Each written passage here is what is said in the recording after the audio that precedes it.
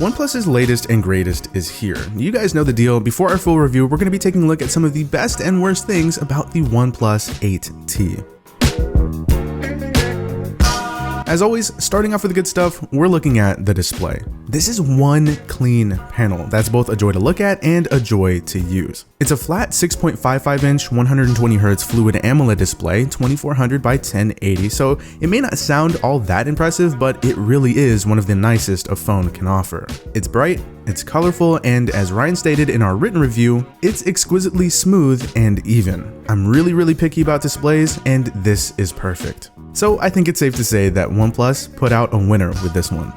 Next, we're talking performance. In just about every aspect, the 8T is blazing fast and very powerful. Everyday use is nowhere near being a concern. There's more than enough RAM with 12 GB. There's UFS 3.1 storage with faster write speeds. It can handle all kinds of multitasking. It can handle all kinds of gaming, anything and everything. It's great. When it comes to OnePlus phones, performance is top tier and the 8T is no exception.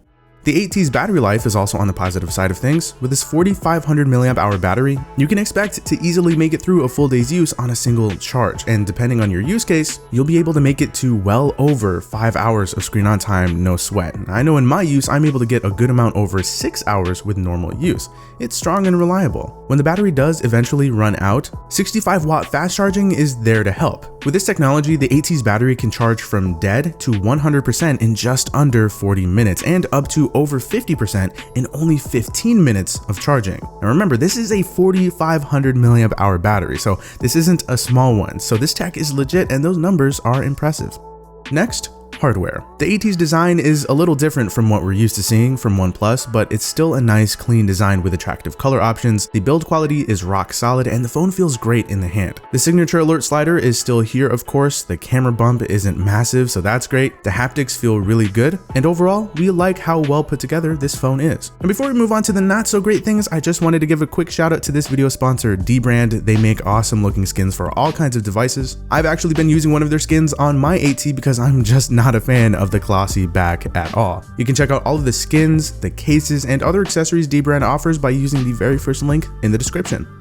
Okay, so the not so great stuff. First up, there's no wireless charging. For the price this phone goes for, we feel that wireless charging should have been a thing. You can make the argument that because of the super fast, perhaps more practical 65-watt fast wired charging, wireless charging isn't necessary. But again, at this price point, why not implement it? Speaking of price, let's talk about that real quick. $750 is a solid price overall, especially when you consider the what seems like countless $1,000+ phones out there. This price tag is far more palatable, but on the flip side, we're seeing just how competitive it's getting in this price tier. And the main competitor that quickly comes to mind is Samsung's Galaxy S20 FE, which not only starts at $50 less than the 8T and has already been on sale here and there, but it also has a number of things the 8T just doesn't offer, which helps contribute to the 8T not being the easiest of recommendations.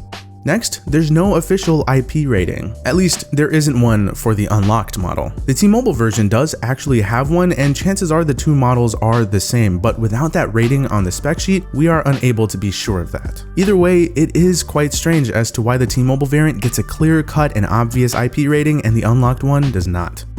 Second to last, the cameras. Now, the main and ultra-wide cameras are actually fine. It's the other cameras that aren't exactly hits. The 8T has a monochrome sensor that aims to enhance dynamic range, but we found that it doesn't appear to make a huge difference. And in addition to that, the macro camera just isn't good. It'll be a neat little party trick for a couple seconds, but honestly, we feel that the traditional camera trifecta would have been the better move here. Lastly, cell signal. The AP team has been experiencing some issues with connectivity on the 8T. David said that cell signal has been pretty terrible for him, and in our written review, Ryan states that in certain areas, his 8T would regularly lose connection where other phones wouldn't have an issue. In my use, I thought I may have been doing something wrong, but nope. It hasn't been as bad as it's been for some other people, but it was definitely noticeable. It's pretty unfortunate.